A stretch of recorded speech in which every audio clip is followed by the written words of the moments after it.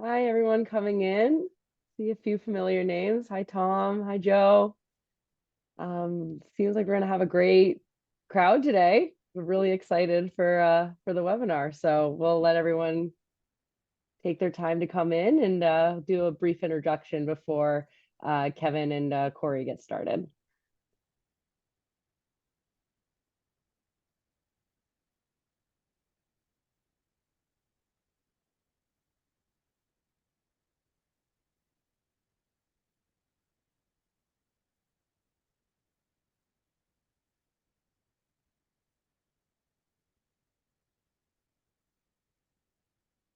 Oh, hey, Elizabeth. Didn't know you were joining as well.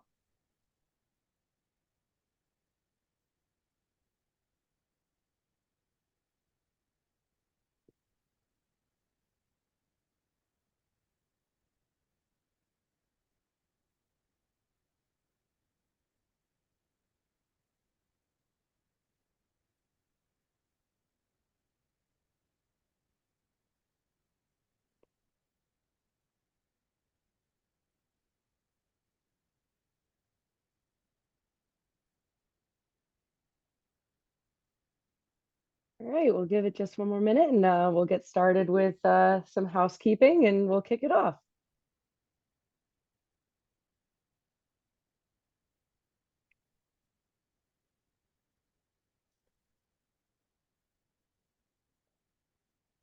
All right. Well, good afternoon, everyone. My name is Kyla Cunningham, and I am the Director of Corporate Engagement here at TCIA.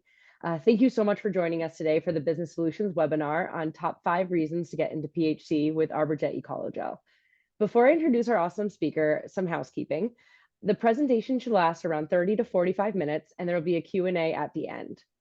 During the presentation, we are going to keep everyone muted except for the speakers, both Kevin and Corey. You will have the ability to ask questions at any time during the presentation by utilizing the chat option. In fact, we encourage you all to toss any and all related questions into the chat because our speaker will be keeping tabs on what you want to know. We will also be providing a quick survey at the end of the presentation that we would ask you to please respond to. Your feedback will help us to improve future webinars. We will be posting the recording of the webinar on the Business Solutions page of tcia.org, which will be posted in the next few days, if you have other people who would like to review the material and anything we mentioned today. Okay, so let's get to the good stuff. I'm very pleased to introduce Kevin Brewer. Kevin is the Northeast Regional Technical Manager at ArborJet Ecologel and has almost 15 years of industry experience and extensive plant healthcare background. He is an ISA board certified master arborist, ISA qualified tree risk assessor, and ASCA registered consulting arborist. He began his career as a tree climber in arboriculture, but his interest quickly turned to plant healthcare. With a passion for saving trees, Kevin is dedicated to expanding his education, experience, and advocacy in arboriculture. TCIA is thrilled to have Kevin with us today to go over the top 5 reasons to get into PHC. And with that, I will leave it to Kevin and Corey. Thank you. And thank you all for joining us this afternoon. We're going to be going over, well, there's probably more than 5 reasons to get into plant healthcare that'll be in the presentation, but we're also going to go over some myths around why some people avoid it. But, the number one reason to get into plant healthcare is, we all love trees. That's why we're in this business. And, to help our customers out with their properties. So some of the biggest myths around plant healthcare that I hear in the industry as I go around and I talk to a lot of people that are in general tree care is a lot of people think plant healthcare is just about chemicals and they have an aversion to that, where most plant healthcare really is not the actual application of a pesticide. It's kind of looking at the site. So we'll get into that much further, talking to the customer, conversation, planting. These are all aspects of plant healthcare. It's not just the chemical. A lot of people think it's a lot of paperwork and record keeping, and yeah, there is a bit of that, but that's also part of your success, which we'll talk about. Seasonal work, some people say, it's the boom or the bust. They think it's all spring work, and then what do you do in the winter? So we'll go over some of those options as well. Not as cool as tree climbing. That's what I hear from a lot of the younger climbers out there. They're just like, tree climbing is just so exciting, and I agree. As a past climber, coming out of that tree and kind of getting more into that, walking around a property, it's a little more interesting versus exciting. So, we'll kind of go over some of those pros and cons, and then don't know where to start. That's always everybody thinks it's this big, hard thing that you have to crack all at once, but there's a lot of ways to kind of get started in plant healthcare, little by little, not all at once. You don't have to know everything. It's kind of learn as you go. So first, we're going to go over this aversion to chemicals. And like I said, most plant healthcare does not involve that. So soil health is a big part of plant healthcare. There's these numbers people throw out there, like 80% of tree problems are below ground. And, that's a bit of a clean number to probably be 100% accurate, but it's easy to say most problems are caused by improper planting, girdling roots, poor soil health. So doing things with like air excavation equipment, like the supersonic air knife or something, we can do radial trenching, decompaction, root pruning. We had somebody email in a question about biochar and the efficacy of that and when you might want to use it. So, and then you can also do a total soil rejuvenation just by, loosening up everything working in biochar and compost. But radial trenching is beneficial in a lot of ways. If you have drainage issues or heavy clay soils, you can kind of amend these radial like spokes like a wheel, like in that image, away from the tree, and it'll help decompact all the soil around it. And also help some moisture get away from that root ball area. So decompaction, again, after construction, that might be a one-time event. So loosening the soil gets things back to pre-construction environment. Or if it's a park where there's a lot of foot traffic, you can decompact it and work in a little more organic matter so it's less likely to recompact in the future. Root pruning, that's, girdling roots from just trees being either in containers for too long or planted too deep, mulch too high, a lot of things like that. But biochar, specifically, the question on that is whether or not it really is a hype or a myth or what the background is around it. And it can be beneficial or it could be pointless. That does all depend on your soil condition. If you're lacking organic matter or your soil has poor water retention qualities or nutrient retention qualities, then biochar will help. But it does have to be incorporated into the soil to be beneficial. Biochar is not something you can just top dress and hope for the best.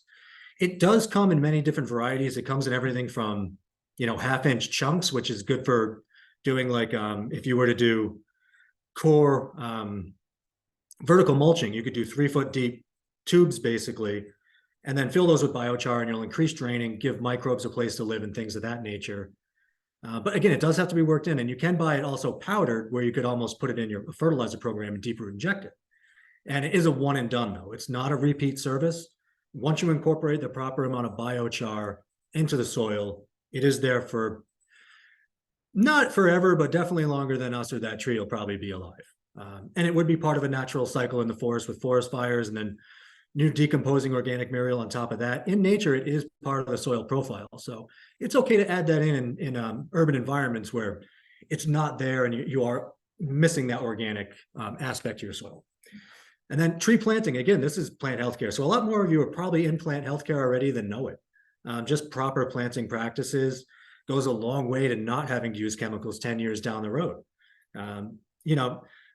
Poor planting or root issues or all these soil issues are just one of a leading predisposing factor to poor health. You'll have a lot higher incidence of scale insects and other issues. Just with those other issues of plant healthcare other than chemical, you can solve a lot of problems and have a lasting effect. Monitoring, just walking around, keeping an eye on everything, seeing what's going on. Noticing just from property to property, you may see a red maple on one property that's doing fantastic. And part of that monitoring is just to look around and see what other parts of that property might be different that might be helping. It'd be the diversity of the plantings, the soil, again, the shade, what's around it, and also, what might be attracting beneficials. Do they have good flowering plants that are flowering throughout the season to attract beneficial insects? These are all great aspects of plant healthcare to get into that are not involving the chemical application. And application methods also involving medicinaments have changed a lot over the years. You can spray trees, bark drench, soil drench, you can do trunk injections. It's not the 80s, like when they were fighting spongy moth and they drove these big mist blowers down Main Street and just, told everybody to close their windows the day before. It's not done like that anymore. And you can see this, the sycamore in these pictures, for instance. This is suffering from sycamore anthracnose, which is also treated sometimes as a foliar application with a fungicide like propiconazole in the spring. But you could see why spraying this tree would just probably not go over well or be a good option. But using things like plant growth regulators, we can have a good effect on reducing the the prevalence of that disease without having to spray that tree. And you can also see culturally, there's ways that can defeat sycamore anthracnose. That one branch over the chimney was over a drier part of air because of the exhaust from that house. It didn't get sycamore anthracnose because it was a much drier part of the plant. So kind of, just it is an environmental issue with wet springs. It is worse. But you can see that tree is extremely healthy, after the use of growth regulators. And with a lot of new active ingredients, they're targeted a lot for our safety. We have things like neonicotinoids do have a bad name. Publicly, there's a lot of hype around them. But how that was created originally, nicotine was the pesticide. And nicotine's extremely toxic to humans and animals. It's a fantastic pesticide as well. But neonicotinoids are a synthesized man-made version of it. It basically has the same effect on insects, but takes out the effect that nicotine would have on us. So it's just a much safer version of that product. And going forward, they're continuing at that with things that are more targeted. So you can treat a tree for, chewing insects, but not affect pollinators. So you get to keep a lot of those beneficials. Even as foliars, you can use things like acelepryn, which isn't going to affect bees, but has a great effect on Lepidoptera, like winter moth or spongy moth. And applicator safety, a lot of these newer products, the LD50 of them is much safer than it used to be. It's not like the old days with, well, I forget some of the names of them, but there was some back in the 50s that, you really wouldn't want to mess around with these days. So the new products are much safer to use, much safer for the environment, and a lot more beneficial to the overall environment. Using broad spectrum pesticides for foliar applications has a lot of negative effects also. If you're doing a foliar with something like bifenthrin, you're going to affect a lot more than just the pest you're trying to kill, and you can end up with mite issues later on in the season. So again, try to use targeted products when possible, or tree injection, where you're only going to affect what's actually chewing or feeding on the tree rather than everything that's landing on it. So injections are a great option as well. So paperwork, here's one that a lot of people do like to say, they don't like the paperwork of it, but it's not just for the state, but yes, they do care. So we had some questions written in about kind of the paperwork, licensing, insurance, and things like that. So yes, the state does care. You do have to save your records. 5 years is recommended on all those applications. But you want to stay organized also. So paperwork doesn't have to just be these big stacks of unknown things. You can organize things by season, by location, by pest. And that's the best way to write your proposals also, is to be consistent. But proper licensing and insurance does vary greatly by state. As far as the insurance goes, if you're already in a tree company, you already have your general liability insurance. For doing plant healthcare applications, if you're going to use pesticides, you would have to get chemical liability insurance and add that to your policy. In most states, that's all that's required for additional insurance. And there is no difference in insurance whether you're doing soil injections versus foliar spraying. That insurance covers all the above, and there's no one versus the other. Licensing, extremely important. You have to be a licensed applicator to use pesticides, even if they're not restricted use. So the difference between many states is you have an applicator's license, which would allow you to use products that basically are available to homeowners, but you still need a license to use them for a service when you charge or diagnose a plant. And then there's commercial applicator's license, which allows you to use restricted use products. Some states also lump fertilization into needing a pesticide license. The state of Connecticut is an example of that. You need to have a licensed supervisory arborist and pesticide applicator, because the fertilization of trees is considered a health benefit and assessment. But Massachusetts, you don't need a license to do fertilization. So you do have to contact your own extension agencies. They can be named different things in every state. Rhode Island has the DEM for Department of Environmental Management. Connecticut has DEEP, which is the Department for Energy and Environmental Protection. So they will have different names, and there's a few different rules, but generally it's really not that hard to get your license, to get started and get that proper insurance. And again, that paperwork, though, beyond what the state wants, what it's doing is you're building your programs to be a map to success for the future. So the more notes you take, and the better you are in organizing that paperwork or your CRM software for customer management, the more successful you're going to be in plant healthcare. It's all about reviewing what worked and what time of years for what pest, and kind of building as you go, looking at kind of plant phenology, saying, all right, I did this while forsythias were in bloom last year and had great success. So rather than just saying on, say, April 17th, I did this, kind of look at those, what all the plants were up to when you treated it, because the date as far as trees go changes from year to year. They care more about temperature than they do the calendar. And again, best product in time, what failed. We can learn as much by what didn't work as what did work. And then be detailed and consistent. Again, when you're taking your notes, we're looking at site conditions. We're looking at all sorts of other things, soil type, sun exposure, plant diversity. And this is how we can compare what works on one site versus another. And maybe that's when we come in with one of those things that's not a chemical opportunity and just say, we might be able to just plant some, diversify this landscape a little through planting and attract some beneficial insects and control disease that way. Or possibly, you might have a plant that likes partial shade and it's in full sun. So it just needs to be moved to a better location. Or if it's struggling a little bit, you can plant a tree nearby that might shade it in the future. So there's lots of different ways we can go around that paperwork, but details are key. The way I used to write up proposals was I would write the month I wanted to do the proposed treatment in as the number representing the month. So rather than having like line 1, 2, 3, 4, 5, I might have a line 4, which means I wanted to do something in April, or a line 5, 2. I would use a 2 if I wanted late May. So you could expand it that way and be able to go through that, that search and look through your item numbers to be able to find what you want to do that time of year. And then list plant, pest, and the product you'd like to use, or the fertility program you want to put forward. And then tree inventory is something that's very important in plant healthcare. You have to know what kind of trees your customers own in case a new invasive species comes to town. Emerald ash borer, for example, we know basically when that comes to town, if you have untreated ash trees, they're going to be affected by that pest. So when I was general manager of a tree preservation company eons ago, no, it was about 10 years ago, actually. When we knew emerald ash borer was about 3-4 years out, we started going through all of our records on who had pruned ash, who had put cables in ash trees. And then we knew which one of our customers had already put money into these trees and were more likely to preserve them and put more money into them again. And then we could do target marketing, email them directly, and make it look like, we're very in tune with their property and their needs, which the customers love. Same with hemlock woolly adelgid, Dutch elm disease, oak wilt. All these things are good to have in mind, but also it's a good excuse to visit your customers as you get into plant healthcare.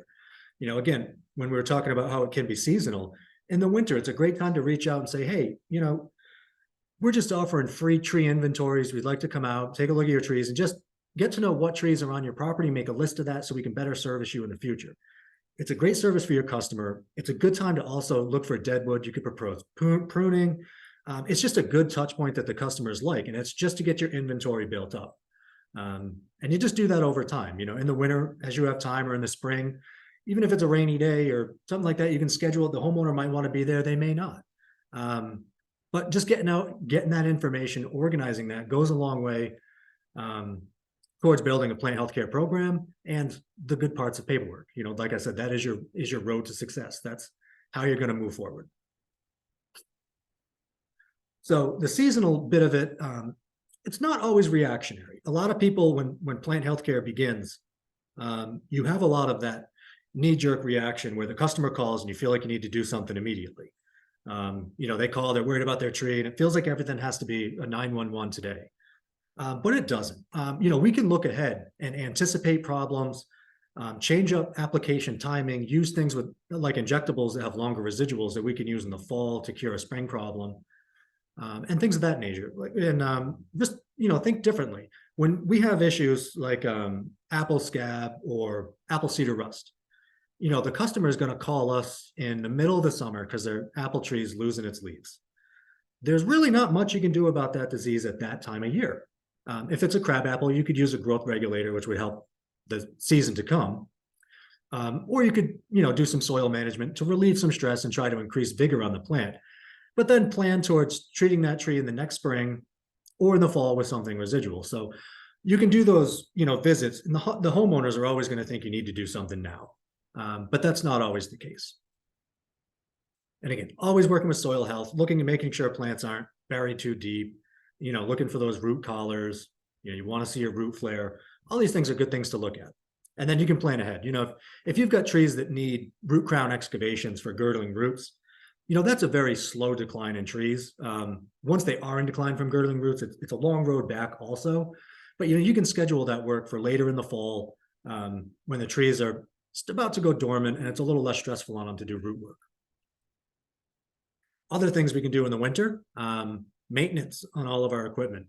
It is busy. Plant healthcare is go, go, go. And on nice days, you got to get out there and get done what you can. So making sure your equipment is ready to go at the drop of a hat, because you don't know when spring's going to hit. Every year, it could be off by a couple of weeks. So get your rigs cleaned out. If you're mechanically inclined, you can build your own spray trucks in the winter. I know a few companies that do this. This is a truck that I built back in 2006 or 7, before some of the tanks went on. And you can customize it. And that's what's great about it when you build your own. And also, if you're in an area with oak wilt, if you start treating for that, it means you can't prune oaks through the summer. So you can also prune trees in the winter that are on your plant healthcare schedule. Education throughout the winter.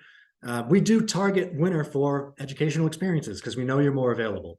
I know we're doing this one kind of early fall, but we do offer lots of CEUs, which you need to keep your pesticide licenses current if you do get into the world of that. So keep up on your education. You can review those successes and failures.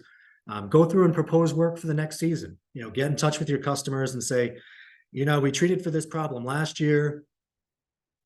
If it's spongy moth, you'll already know if they successfully laid eggs on trees nearby, that will be a problem again. So you can propose another treatment, or you can just propose that you come by and take a look and see if the problem is still there. We don't want to just copy paste last season's applications and do them every year. Trees do get cured. We do solve problems, especially with soil remediation. So you don't want to just say, I'm going to spray this tree for scale every single year for the rest of its life. You'll exhaust your customer's budget, and it may not be necessary. So again, go over those things, know what problems can be beat, and put those on a monitor list, and get in touch with your customers and tell them you're going to come take a look. So plenty of stuff to do in the winter. And here's the other one, not as cool as tree climbing. So there's a picture of me climbing back in 2008. So that was 15 years ago. It's proof I was a climber, and I did transition to plant healthcare quite successfully into saving trees.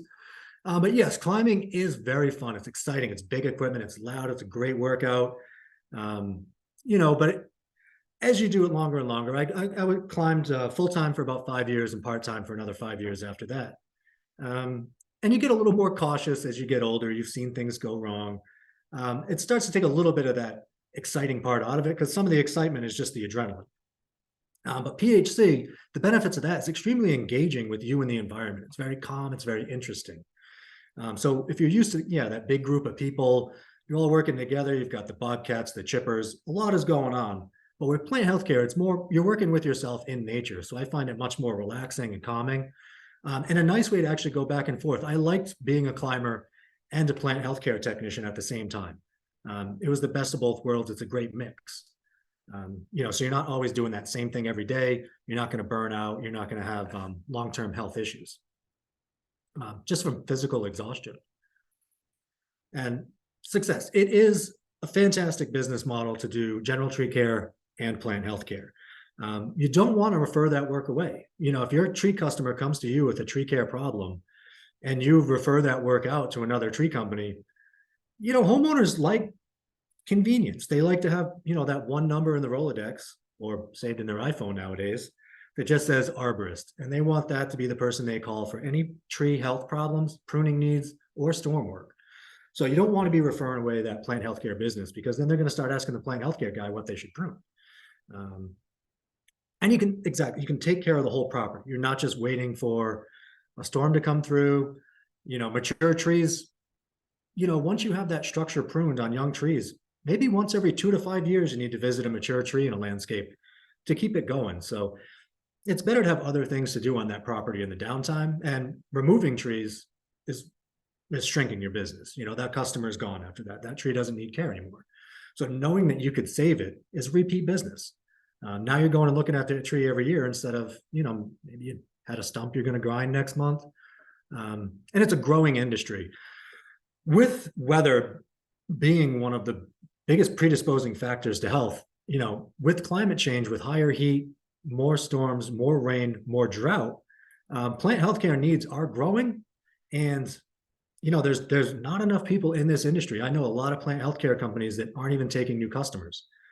They've grown as much as they can sustain, and now they're training new employees up to speed so then they can take on new clients. So it is an industry that has tons of opportunity, and the profit margin is much higher in plant healthcare than general tree care. We had a question emailed in before, just asking kind of what the general numbers are that people go for in general tree care versus plant healthcare and margins. Generally, plant healthcare has about a 60% profit margin versus about a 20 to 30% profit margin in general tree care. Some general tree care practices are more profitable than others, so those are just averages. But people are looking generally to get $300 an hour labor out of a plant healthcare technician plus materials, where you're usually only billing about 140 to 160 per man hour for a general tree care crew. But you also have to have very expensive equipment. Bucket trucks, log trucks, chippers, chip trucks, very expensive, and they do need to be replaced fairly frequently to be dependable or have high maintenance schedules, especially bucket trucks. You can't mess around. You have to do dielectric testing. You have to make sure they're safe. Plant healthcare is as simple as wherever you want to start. A tree injection kit is something you can carry like a suitcase. Tree fertilizations can be a 200-gallon skid unit in the back of a pickup truck. No big deal. Or it could be a 4-gallon backpack with a soil injector using as a lance. The equipment doesn't have to be expensive, doesn't have to take up a lot of space. So in that way, it's much cheaper to get into, get started, and the profit margins are much higher. And it's a sustainable career. I have seen my future, and as you can see in the picture, I get very long eyebrows, which I'm not psyched about, but I get to keep my hair. But most of you can't climb forever. There are some examples of people that climb into their 60s, but it's not most of us. So we have to think about the future of us. Do we want to wake up with arthritis at 45 or, have a much longer career? And also with those profit margins, we can take a few more vacations maybe from time to time in the winter. It's another good thing we can do. And the crew size is much smaller. So, when I used to run tree care, you depend on almost every man on that crew or woman. We have 3 people on this crew, 3 people on that crew, and that's what runs smoothly. One person calls out, and that's a big split down the middle. You're then trying to get equipment here. If it's somebody that had a CDL, now you don't know if you can get your bucket truck on site. Plant healthcare with a smaller crew size, more reliable on that one person. And it's just easier to kind of adapt and overcome with those issues if people come and go. Hey, Kevin. Yes. Can we expand on crew size a little bit more? I think one of the questions leading up to the presentation related to the amount of applicators that you would need in the field to equal a crew of like 3 or 4 to do pruning and removals. So what are you seeing over on the East Coast as it relates to how many less people you can get away with doing these chemical applications? I would say, if you had two tree crews with 3 people per crew, working 12 months year round, that's going to generate about as much income as 5 plant healthcare technicians from April to October. So in about half the time, with half the equipment and a few less people, you can be just as profitable. Awesome. Thank you. That's what we see here on the East Coast. And when people get rocking and rolling with plant healthcare and general tree care, their businesses are generally split right down the middle, 50-50. If they do, say, $1 million in tree care, they're doing $1 million in plant healthcare. They're keeping those numbers pretty close.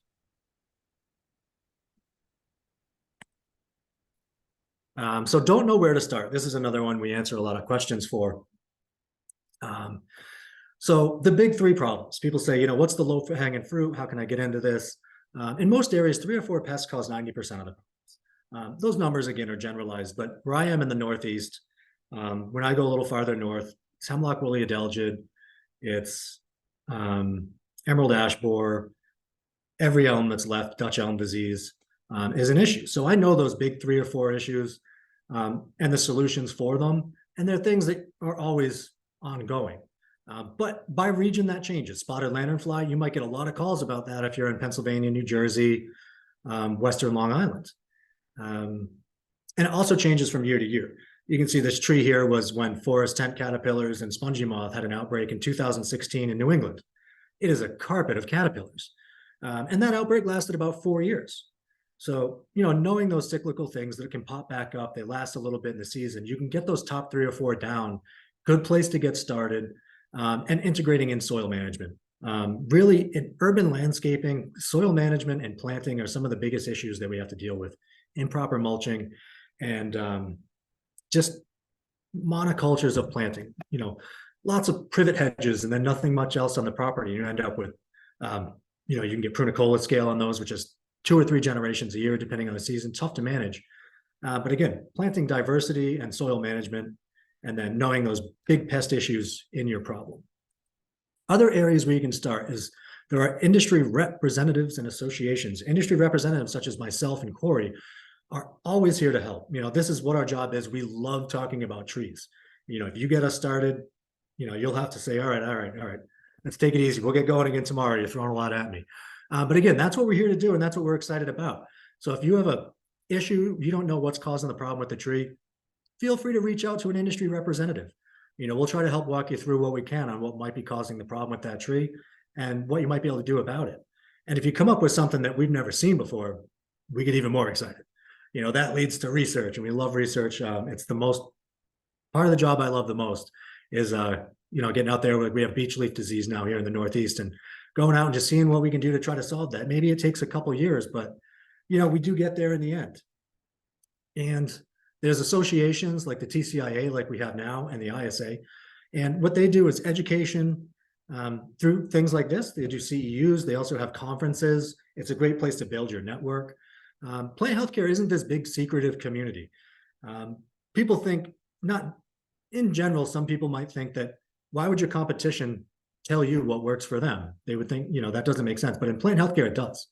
If we're all talking the same lingo, it kind of helps the whole, a rising tide raises all ships. So if we're telling all the customers the same thing and communities start to hear about it, we're sharing experiences, what works, it really does help build the industry. So we're not afraid to share information with each other in this industry. Most companies already have more work than they can handle. They're happy to talk about, what they've seen and move on. There's also university extensions. So we have CASE, the Connecticut Agricultural Experiment Station, and we can mail them samples of diseased tree tissue or insects, and they'll tell us what it is, if they can, or they might come back and say, this is an abiotic issue. It's probably soil related or nutrient. You can send out soil samples. So there's lots of help there to get started. You don't need to know everything right out of the gate.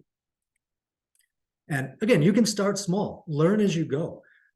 I find this a very good way to start a plant healthcare business, because if you're a business owner and you hire somebody that says they know a ton about plant healthcare, but if you don't know them that well, you're putting a lot of eggs in that one basket. They have to be the sales, the manager, and the applicator. So don't be afraid to just start small. Do some sales in the applications as a one-man show, or find somebody on that tree crew that wants to learn plant healthcare and learn together. That's how I went about it in my career. And it wasn't like drinking from a fire hose, just joining a company that does plant healthcare and learning so much at once. We started with the top 3. We built the program as we went, and over 5 years, we were able to build up, quite the business to almost match our tree care numbers. So, building small, starting small does work, because you can build that team internally, find out who likes doing it, who's excited about it. When I started in plant healthcare, I did it half a day, usually on Mondays. And that was how, the plant healthcare company started in my world. And again, just working together and networking is a great way to just kind of start small. You don't have to get a lot of equipment. It's a small investment, but your customers will be extremely thankful when you start turning some of those trees around. And so interview, PHC is not all about chemicals. Remember, soil, planting, pruning, these are all things about plant health. And paperwork is your map to success. It's not just because the state wants to come check on what you're doing. They do care, but it is future you. That is what shows you successes and failures. And it's not spring or bust. There's plenty of things to do in the winter. You will be busy in the spring in the world of plant healthcare, but that's not the only time you're in these in these applications. And it is fun and exciting. It's it's different than tree climbing, but it is fun and exciting. Seeing the look on a homeowner's face when you go back and you turn a tree around, especially we've seen things with like chlorotic maples and oaks. You can do something like an iron injection in a tree that's looked scrappy its entire life. All of a sudden, it's this big green luscious tree. It's these visual cues that homeowners can see that you're turning these trees around, and that is exciting because they're excited. And there's industry representatives and associations out there to help you. You're not in this alone. So if you're dabbling in plant healthcare and would like to expand in that, or you haven't gotten started yet and you'd like to, there's tons of help here for you. You always, feel free to reach out. I'll have my contact info on the next slide. Corey would be happy to put his in the chat. You can go to our website and find reps for your area. We have people across the entire country specialized in their area for their local pest and disease issues, their local soil recommendations. So there's people tailored for you. We're not I'm not a specialty in ponds because I live in the Northeast, but we have somebody that knows all about it and loves talking about them. So with that, I thank you, and we'll get into the Q&A section of this, and I can look at the chat. We can read those, and Corey and I can help you out with any other questions. Awesome, Kevin Brewer. Thank you. That was a lot of information, a lot to digest. I know we've got a couple people typing things, entering them into the chat. If you'd like to do that now, folks, you're welcome to it. Kevin, people might have also sent you a direct message, so you might have to cruise through there. Okay, I'll look back through those.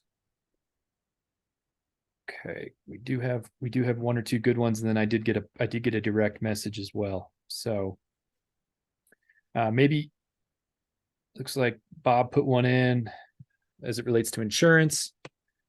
If you're doing tree work, okay, workers' compensation is covered in most states. No additional WC insurance should be needed for PHC. That's awesome. Make sure you're checking your state of application. Yeah.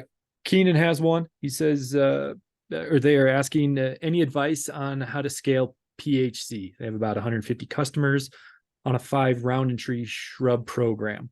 They have a hard time fitting the specialty applications into the schedule. So it looks like they have a program already built out. They have customers kind of on rotation. Where do you think they should go from here, Kevin, with application? So a good way to kind of scale your plant healthcare company up from that, you've got your 150 customers. It sounds like you've got them on kind of like a monitor and treat kind of program where you go in and look for issues 5 times a year and manage those things. A great way to build your plant healthcare and scale it is public outreach. I used to do talks at the community center on don't be afraid of your trees if they survive a hurricane. You don't need to cut them down if they're the ones that made it. Or this new pest is coming to town. Help people understand how to identify their trees. Talk to the community. So just that public outreach. Do something on Earth Day. Clean up a park. Plant a tree. All these things to be in the newspaper and be known as a plant healthcare specialist, and the work will come. As far as fitting those specialty applications into the schedule, that's something that has to work depending on, how you're scheduling that work to begin with. If you have, emerald ash borer, I know I bring that one up, but it's a common problem coast to coast, basically. So I do talk about it a bit. Once you have that tree treated for the first time, you can pretty much treat that tree from spring till fall every other year, whenever it works out for you. So, a lot of things, it's just about that management program that works for you, spring or fall. Awesome. Hey, Kevin, I got a note on the direct message as it relates to some of the paperwork and what's required. Mm-hmm. And, just speaking from it's going to be different from state to state on what your local Department of Ag requires. But typically, as Kevin pointed out, you're going to need to talk about the tree and its location, probably a date, time, temperature, wind, target pest, EPA registration number if you're using a registered product, and then application rate as well. So hopefully that answers a couple questions. I don't know if Kevin, if there's anything else you need to add. I know you've got your license in many more states on the eastern side. So no, that's the top ones. Just property address, tree identified. Properly identify the plant, properly identify the pest, and then yes, what you used and how you used it, basically. All right. Joe A says seems to be a shortage of qualified PHC tree care providers. So this could be the company to call. Absolutely. It's a great way to differentiate your business from your competitors. And then Kelly has a note to us. What all do you include with PHC, so plant healthcare? This individual heard that there's soil management, injections, tree inventory. Is tree risk assessment? Oh, that's a great question. Is tree risk assessment part of plant healthcare, or is it separate? That is a good question. I would consider it separate. But it depends why, tree risk assessment is usually is more of a decision between a homeowner and a professional, and the professional just explaining the potential risk of a tree to the homeowner and the homeowner's acceptance of that risk, or non-acceptance, and what you might do to mitigate options to get it within the tree owner's risk tolerance is what tree risk assessment is. So that doesn't really have as much to do with the health of the plant. It's more the risk of the plant. Awesome. We'll give folks just another couple minutes to throw questions into the chat if you'd like. Todd, right on cue. How do you suggest to transfer more applications from open air sprays to soil and trunk injections? Oh, that's a great conversation, especially out here in the West, Kevin. But it's pretty easy conversation we're having out here, because we just talk about, as you mentioned, some of those non-target pests, but we also talk about battling soil moisture and how effective some of those direct soil or trunk injections could be. Is there anything else that you're seeing on the East Coast that might help transition out of those sprays and into a more targeted approach? Yeah, the biggest one is just, knowing your management options. There might be products out there that are injectable that you just, haven't heard of. So again, that's one where you'd want to reach out to a industry representative, and just ask them what their solutions are to your problems. If you're still spraying horticultural oil for hemlock woolly adelgid, you can easily change that to an injection if you're not worried about, whether you're worried about mites and scale also might change what you use. But just, again, ask a rep what their solutions are to your common problems, and you might be able to switch some of those over. Yeah, great answer. Also, if it's windy, Yes. If you live in I think wind is the only native thing out here in Colorado, Utah, and Wyoming. So if it's windy, it's a great way to pivot over. Aaron D has a question. What is your decision-making process for determining when to fertilize a tree? And I think that will be a little bit different between applicators and professionals, but personally, Kevin, how would you look at if it's proper to fertilize a tree? And not only that, how is the industry kind of getting away from the NPK and the pushing growth and moving into building the soil profile? What are you seeing? So the terms are slowly changing around fertilizing trees. To fertilize a tree, you need to do a soil test to have a proper fertilization program. So you would send in a soil sample to know if you need nitrogen, phosphorus, potassium, iron, things of that nature. But where the industry is kind of moving away from that NPK type solutions is recreating kind of a natural environment like the trees want to grow in the forest, where there's, that nutrient cycle of decomposing organic material, where we may not have that in the urban landscape. That's where we have soil management versus fertilizer. So if we know we're lacking organic matter, we can use humates. We can use carbohydrates like molasses-based products to kind of build microbial activity. And it's not technically fertilizing, it's just soil management. Then the soil is working with the tree for just a better growing environment. And that's something you can do, year round, just by knowing the soil texture, its makeup, and organic matter or lack thereof, would be a soil management program. But fertilizer, like using nitrogen, you would want to do a soil test. Awesome. Next question is, what is the approximate startup cost? And I can kind of just start on that. It depends what services you're looking to offer. You can get into trunk injection with a $3,000 setup or a $600 setup. And then you could get into soil applications, depending on what unit you want to use, your elevation, and the size of your business that you're going to do. Anywhere from a 4-gallon backpack, as Kevin said, which could be a couple $1,000, all the way up to skid units where you can find them online, but you'll be looking at a couple grand. So are you seeing pretty similar things where you're at? Yeah. People that want to jump in and be able to offer full line, the soil fertility management, tree injection, you know, you can you can start for, less than $1,000 on tree injection equipment. And you can, for a couple grand, you can get a skid unit to do fertilization, or a backpack for a couple hundred. So yeah, based on scale, you can start very inexpensively, or, you can go all out and buy a full on spray truck for 120,000. So, it's a lot on how fast you want to grow and how you want to get started in your market. Awesome. JG says Emerald Ash Borer has been great to generate revenue, and then those companies that he's working with seem to expand and plant healthcare based on advice from one of us reps. It's going to grow your business. So that's good feedback, good suggestion. Alyssa wants to know, are there any certifications available to help set yourself above the local competition as it relates to plant healthcare?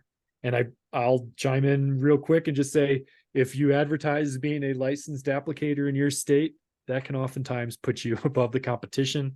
But I also believe now with ISA and maybe TCIA that they are offering some kind of chemical certifications. Is that what you're seeing as well, or how you would answer this? Yeah, most of there are some PHC certifications now out there. But yeah, just the licensed insured applicator is the biggest thing. But the biggest recognized things in tree work to set yourself apart is still being a certified arborist or a board certified master arborist, registered consulting arborist. Those are all things that can set you apart. And the homeowners recognize most of those terms, and it makes you more searchable online as well. Awesome. Well, I believe that's everything that we have here. Obviously, folks, you have Kevin's information up on screen. You're welcome to that. I'll throw mine in the chat just in case you're here a little bit further west and want to talk about some of the pests and opportunities in the west. But we couldn't be more grateful for Kevin for your time and putting all this together, and for TCIA for the opportunity for us to do this. So thank you, and thank the organization so much. Thank you.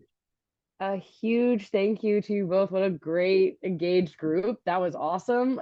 Thank you all for your questions. Definitely learned a lot on my end. So a huge thank you to Kevin and ArborJet Ecologel, a TCIA Gold sponsor, for their time today, their expertise, and their support of the industry and TCIA. As a reminder, please complete the survey that you will receive shortly. And please check out the newly revamped tcia.org to see what else is happening in the coming weeks. We hope you all have a great rest of your week, an awesome weekend, and hope to see you all again soon.